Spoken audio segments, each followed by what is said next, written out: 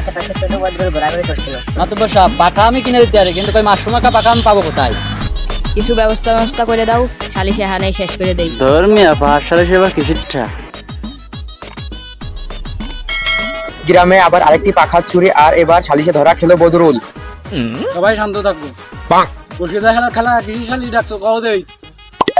শুরু করো শালিশ শুরু করো। মাতুব্বর সাহেব, আমি পাখা কিনে আনছি বড় দেখে বাজার থেকে। পাখার মাথায় মাশরুম মাখা ছিল, এক রাত ঘুমাইছি, সকালে উঠে দেখি পাখা নাই। আশেপাশে ছোট বদরুল ঘোরাঘুরি করছিল। এই বদরুল ওঠ, ঘুরে দাঁড়া।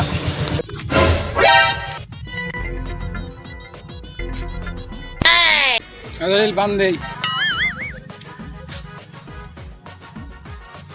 বদরুল, তুই কি রশিদা খেলার পাখা চুরি করছস? না মাতুব্বর সাহেব, আমি তো মনে হচ্ছিলাম এটা বাতাস দিয়া সরকারি পাখা। সরকারি পাখা আবার কি জিনিস রে পাগলা? এই গরমে এত মানুষ মরতে হয়, আমি মনে হচ্ছে কি মাতুব্বর সাহেব যে বাতাস নেওয়ার জন্য এই পাকা রাস্তায় থইছে, তাই আমি নিয়ে বাতাস। মাতুব্বর সাহেব, এসব বদ ছেলেরা গ্রাম থেকে ছাঁটাই করা দরকার। আমি একদিন ওর জন্যই পাত্রী দেখছিলাম, আজকে বুঝলাম আমার বিয়ে হয়নি কেন। মাতুব্বর সাহেব, পাখা হারানোর সহিত প্রেম হারানো ভয়ানক। এই বান দেই। ধর্মিয়া সালিশের ভিতরে এসে রেকর্ড করো তোমরা। এটা পাখার মামলা, কোনো প্রেমের মামলা না এটা।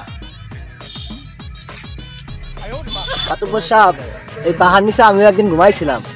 হালকা বাতাস হয়েছিল, আমি ভাবছিলাম সোয়াবিনের গন্ধ। কিছু ব্যবস্থা করে দাও, সালিশে হানাই শেষ করে দেই। ধর্মিয়া পাঠশালা সেবা কিসিরটা? এই সালিশির রায় হলো বদরুল 3 দিনের মধ্যে রশিদা খেলার পাখা কিনে দিতে হবে তোমার। আর অবশ্যই ওই পাখায় মাশরুম মাখা থাকতে হবে।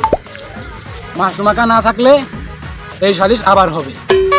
মাতুব্বর সাহেব, পাখা আমি কিনে দিতে পারি, কিন্তু কই মাশরুম মাখা পাখা আমি পাবো কোথায়? তোর এক মজনু দিয়ে একাই দেবো। ও তো প্রেমে পড়ে ভুল লাগতে পারে। মাশরুম মাখার সমস্যা কি?